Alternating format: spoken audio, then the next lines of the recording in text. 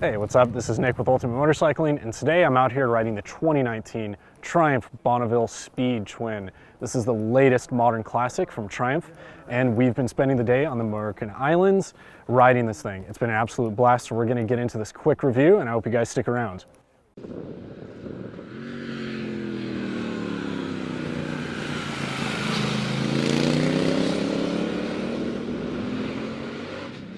So the big news with the Speed Twin is that it's essentially the cross between the T120 Bonneville, the standard, very practical, upright motorcycle in the modern classic line, and of course the more cafe racer-esque Thruxton.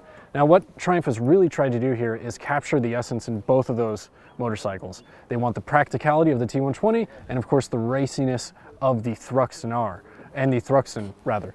But now you have something that's a little bit more utilitarian, a little bit sportier, but it really marries those two ideologies and creates this really fun, sporty, excellent package that we've been spending the day on. Now, the big story here is the fact that between the Thruxton, which is the direct progenitor of this bike actually saves 22 pounds overall in comparison to the Thruxton. They do that in a couple ways. First, they use the same motor that's found in the Scrambler 1200 that was recently released, and they did a few weight savings techniques. They use, for example, a magnesium cam cover, lightweight covers in other areas. It also features the same hard parts internally, so we are seeing a little bit more horsepower out of the wonderful 1200cc HP parallel twin.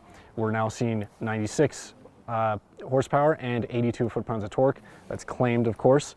And it does feature the Thruxton tune.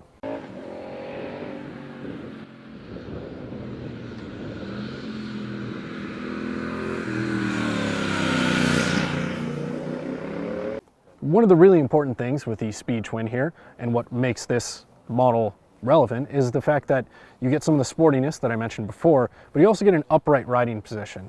And what they did from the Thruxton, and they did kind of walk the Thruxton back a little bit to create the Speed Twin, so they changed its riding position. That's going to be the thing that's most apparent to riders that are getting on this for the first time.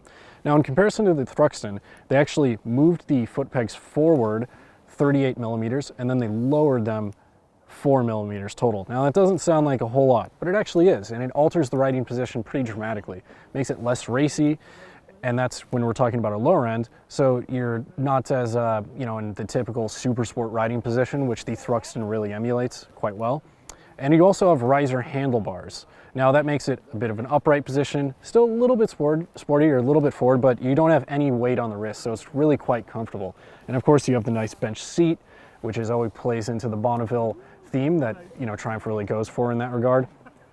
And it's just something that we've spent the full day on.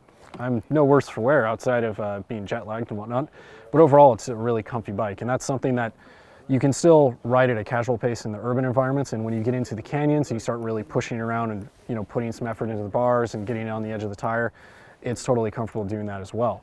Now in terms of the chassis, we are seeing a new frame. However, between the Bonneville, all the frames are pretty relative, but they did some weight savings techniques there as well. So the down tubes, just like the Scrambler 1200, actually uses aluminum down tubes. What that does is it saves a handful of pounds right there.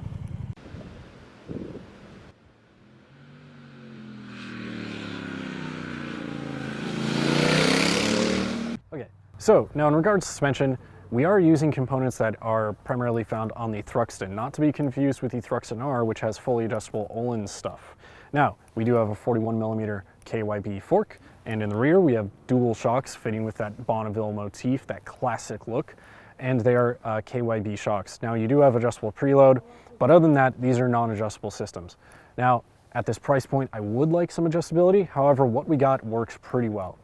Other than, you feel a little bit of stuff when you get into some really rough tarmac, but other than that, when you have some smooth road, even a little bit of undulating, it's gonna be totally fine. It doesn't make you lose track of your line, it doesn't make you run wide or anything like that. It's actually quite good.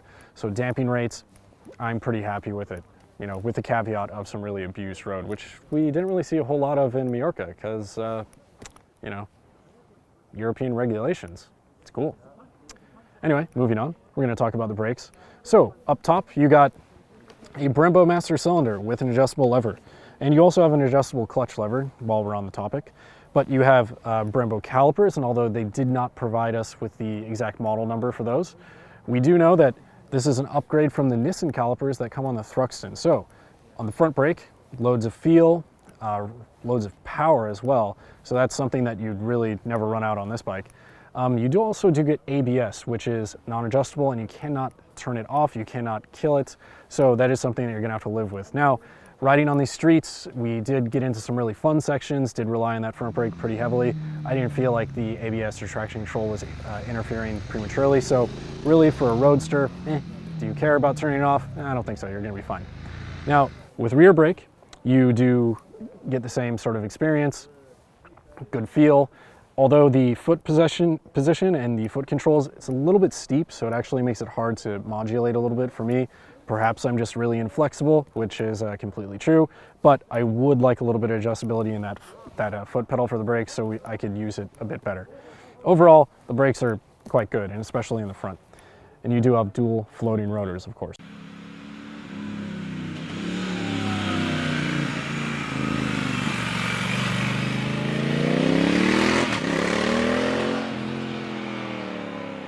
We're going to talk about the handling. Now, of course, as I mentioned before, this is sort of a cross between the T120 and the Thruxton. Now, it's much sportier than the T120, which is, of course, a practical upright bike. Now, it does carry more available lean angle. You can get on the edge of the tire and start having some real fun in the canyons. It holds its line very well, and it doesn't take much effort to really start throwing it into corners. Now, of course, you could start putting some, feedback into the bars and stuff like that, but realistically, it's a very intuitive little machine. Get on it, point it in the direction you need to go, and you're going to be set. Now, moving on to the heart of the Speed Twin and how it's earned its name is the 1200cc parallel twin motor. Of course, this is something that I've really come to love in the past couple of years since the original update back in 2016 with the revised Bonneville line. And you get a lot of torque down low, carries all the way through the mid-range, and we are using that Thruxton tune, so we're getting a little bit more power, of course. Now we're seeing roughly 96 horsepower, 82 foot-pounds of torque, and really for a roadster, that's what the kind of power you want. Now, we're gonna wrap it up here, gonna keep it short and sweet, but overall, been really impressed with the Speed Twin. Of course, for a roadster, for something that you're gonna do some light travel on, have some fun in the canyons, just an all-around good standard motorcycle, this is one of those things that should be on your radar. So, until next time, go ahead and visit ultimatemotorcycling.com for the full review of this 2019 Triumph Bonneville Speed Twin. And if you guys have any questions, go ahead and drop them down below and we'll get you some answers. Now, the last thing I'm going to do is remind you guys to be safe out there and take care.